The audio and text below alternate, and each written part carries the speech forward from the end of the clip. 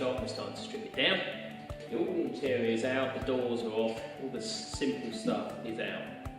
We've now had the job of taking all the bolts out of the chassis that were rusted in, all the captive nuts started to spin, so we had to deal with those, to chisel them out and cut them off. And we're also doing the slightly tedious job of dismantling all the components that are on the bulkhead. So you've got the wiring loom, all the cables that are running through, wiper motor assembly, all the small items that all got to come out before we start the restoration. The engine and gearbox will be quite simple, that can all just come out as a whole unit. And then once that's out, we are virtually ready to take the body shell off the chassis.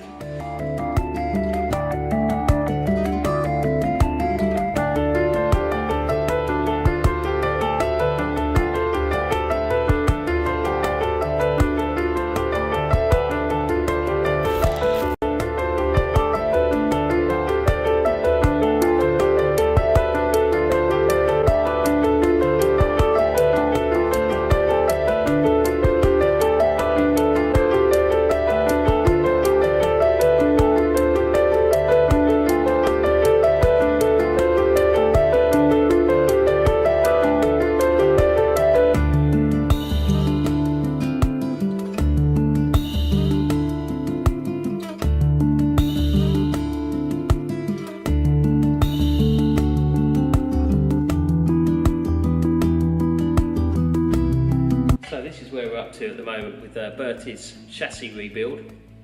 The suspension arms and axle tubes have been cleaned up, primed, they're ready to be painted. The arms have been taken off and the bearings checked and fresh grease applied on them.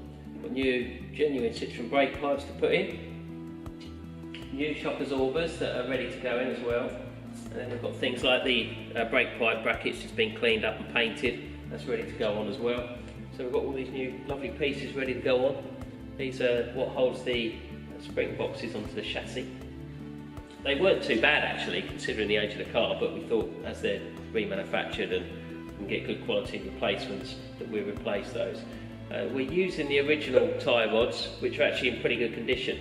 There's hardly any wear in them, so I'd rather keep original Citroen parts rather than replacing them with a patent part that may not be quite as good quality.